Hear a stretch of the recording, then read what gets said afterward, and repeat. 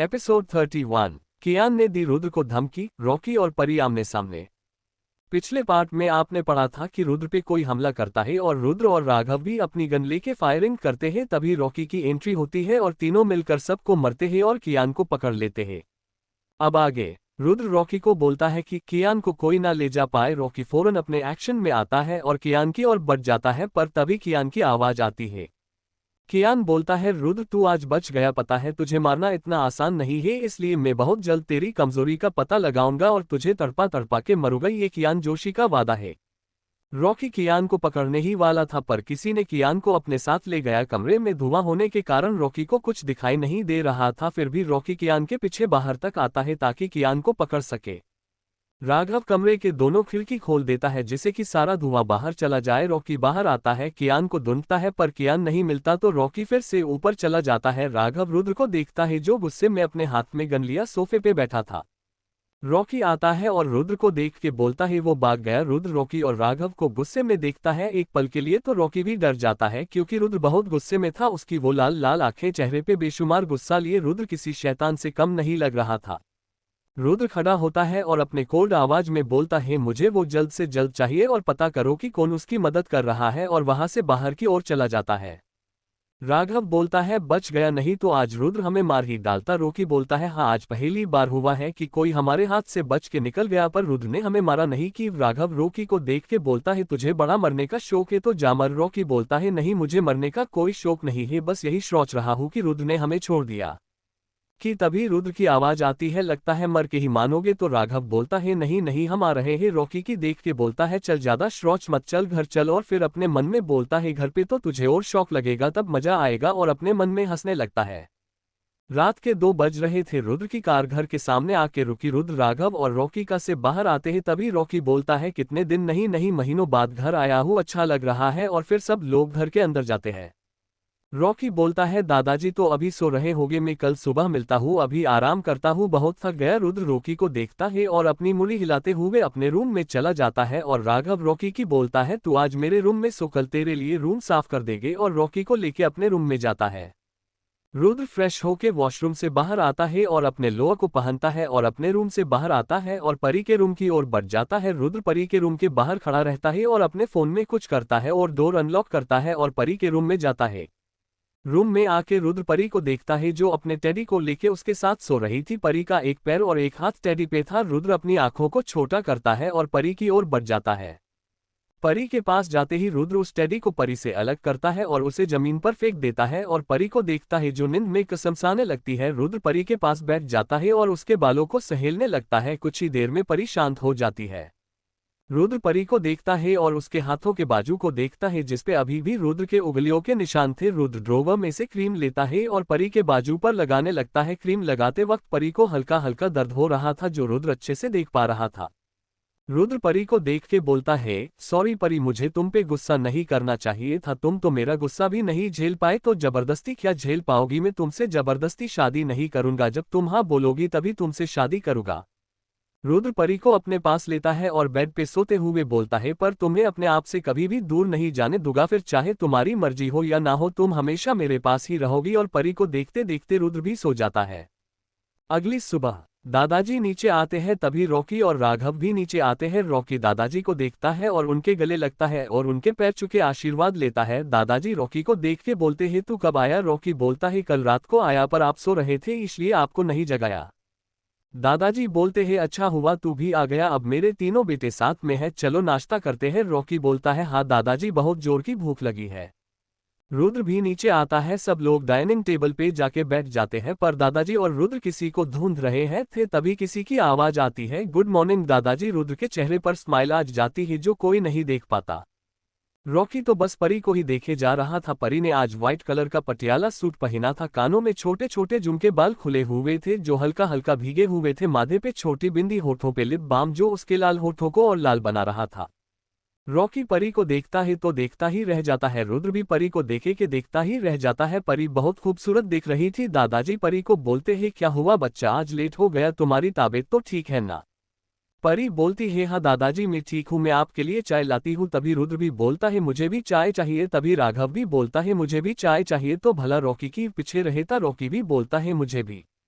परी रॉकी को देखती है और भीर दादाजी को, तो दादाजी बोलने ही वाले होते हैं कि तभी राघव बोलता है, ये है रॉकी, इसी घर का सदस्य है। परी रॉकी को देखती है और दादाजी को बोलती है, मैं सबके लिए चाय लेके आती हूँ। एपिसोड 32। परी का रुद्र को खाना खिलाना, मैंने इसे कहीं तो देखा है।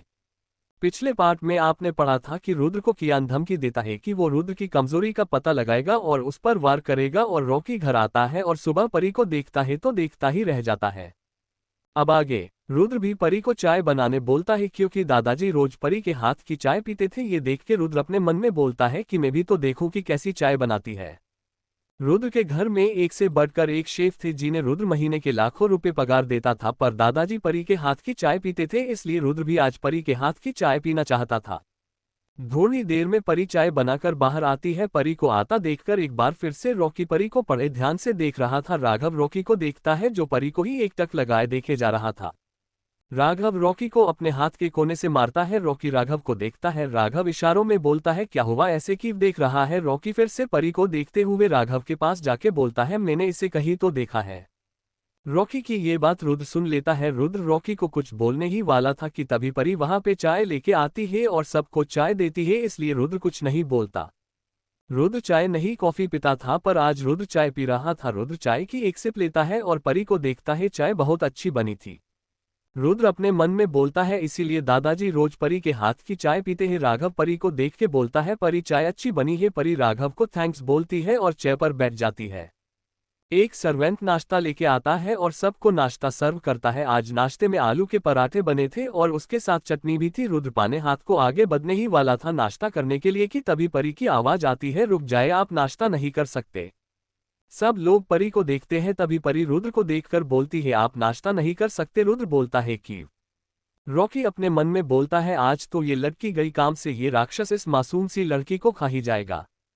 परी रुद्र को देखकर बोलती है, आपके हाथ में चोट लगी है, आप कैसे खा पाएगी, रुको मैं आपको खाना खिलाती हूँ। रुद्र के खुशी का तो कोई ठिकाना ही नहीं रहा। रुद्र अपने मन में बोलता है, अरे वाह, चलो चोट लगने का कोई तो फायदा हुआ। परी रुद्र के बगल में आती है और बैठ जाती है। रॉकी बोलता है, आज तो ये लड़की पक्का मरेगी कि तभी रॉकी की आंखें पड़ी पड़ी हो जाती है। रॉकी अपने मन में बोलता है, ये मैं क्या देख रहा हूँ। राघव रॉकी को देख के बोलता है, लगा ना झटका। रॉकी राघव को देख के बोलता है, बहुत जोर से लगा। परी रुद्र को नाश्ता करवा रही थी। रुद्र तो बस परी को देख रहा था। परी ने फिर से एक बाइट ली और रुद्र को खिलाने लगी। रुद्र ने अपना मुंह खोला और परी ने अपनी उंगलियां रुद्र के मुंह में रखा ताकि रुद्र को खिला सके, पर रुद्र तो खाना कम खा रहा था और परी के उंगलियों को जाता लीक कर रहा था। परी को उंगलियां इतनी सॉफ्ट थी कि रुद्र को परी की उंगलियां खाने का मन कर रहा था। दादाजी भी ये देखकर शौक थे, पर उनके चेहरे पर मुस्कान थी, उनको अच्छा लग रहा था। परी और रुद्र को ऐसे देखकर दादाजी अपने मन में बोलते हैं, चलो मेरा पोता किसी के आगे तो झुका। रॉकी राघव को देख के बोलता है, इसे कब से दर्द होने लगा, ये तो कल 5 किलो की गन लेके लोगों को मार रहा था, तब इसे हाथ में दर्द नहीं हुआ, और आज 1-1 ग्राम का निवाला खाने में इसके हाथों में दर्द हो रहा है। राघव कुछ नहीं बोलता तो रॉकी बोलता है, कुछ तो बोल। राघव रॉकी को देख के बोलता है, आगे आगे देख, तुझे कितने झटके लगते हैं। राघव रुद्र को देखता है जिसके आंखों में परी के जुनून और दीवानगी साफ साफ देखी जा रही थी। राघव अपनी आंखों को बंद करता है और एक गहरी सांस लेता है और बोलता है, बस रुद्र की इस कमजोरी का पता किसी को ना लगे, वरन तबाही पक्की है। परी रुद्र को खाना खिला रही थी। परी बहुत छोटे छोटे निवाले ले रही थी अपने खाने के हिसाब से, जो रुद्र के मुंह में जाते हैं पता नहीं कहाँ खो जा रहा था। रुद्र को इस बात से कोई फर्क नहीं पड़ रहा था, वो तो परी के उंगली का स्वाद ले रहा था।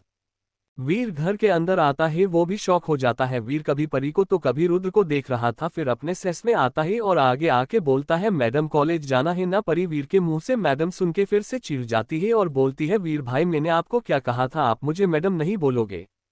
वीर बोलता है, सॉरी मैं भूल गया। परी बोलती है, आप फिर से भूल गए ना, तो मैं आपसे बात नहीं करूंगी।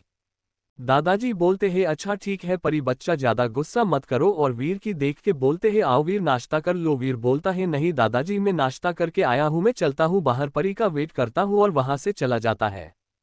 रुद्र परी को देखता है और बोलता है, तुम भी नाश्ता कर लो, तुम्हें लेट हो जाएगा। परी हाँ बोलती है और खुद भी नाश्ता करने लगती है और उसी हाथ से रुद्र को भी खिला रही थी।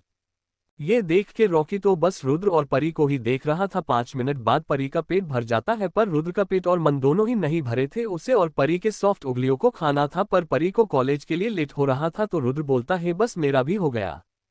परी अपना हाथ धोती है और सबको बाय बोलकर चली जाती है। परी के जाने के बाद रॉकी दादाजी से बोलता है, दादाजी ये लड़की, मेरा मतलब ये परी कब यहाँ आए है?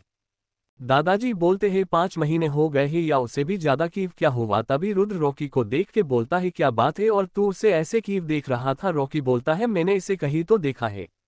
दादाजी बोलते हैं, पर ये तो इस घर से कभी बाहर नहीं गए, घर से कॉलेज और कॉलेज से घर, बस इतना। शायद तुमने इसे 5 महीने पहले देखा होगा। तो रॉकी बोलता है, नहीं दादाजी 5 महीने पहले नहीं, अभी कुछ दिन पहले। और अपने सर पे हाथ रख के बोलता है, पर मुझे याद नहीं आ रहा है मैंने कहाँ देखा है।